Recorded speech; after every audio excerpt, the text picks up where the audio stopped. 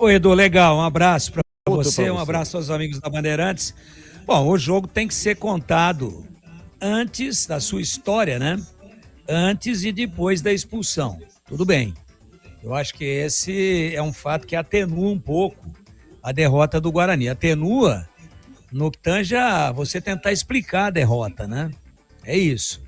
Agora, o time, mais uma vez, não conseguiu jogar.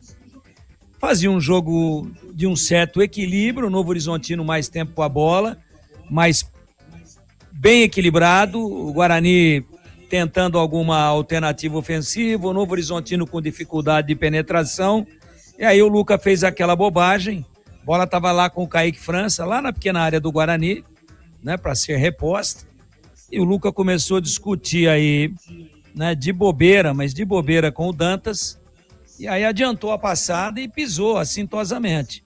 O VAR viu, um monte de câmera para todo lado, chamou, o juiz falou, pô, realmente pisou.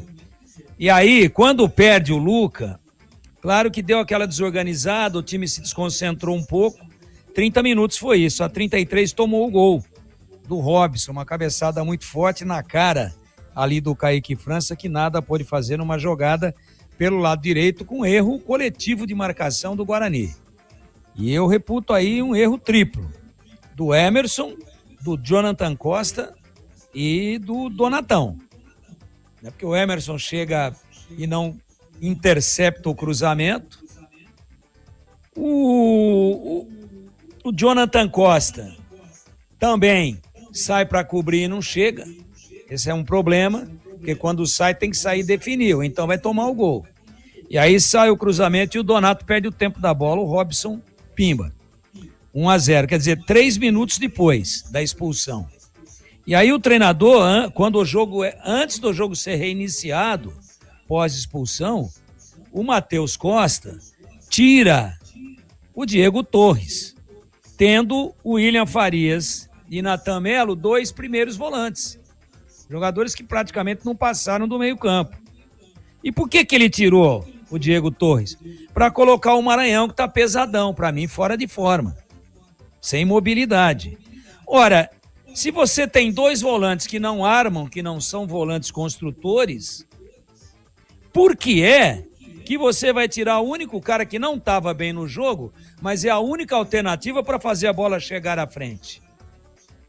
Para fazer de novo a trinca de atacantes. Adianta ter todas essas flechas e não ter mais arco?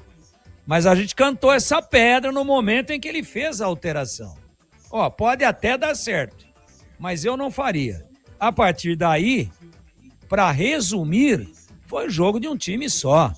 O Guarani deu um chute no finalzinho do primeiro tempo, com o Parede, Guilherme Parede. A bola é rebatida pelo goleiro Jordi, bateu roupa, o chute foi forte.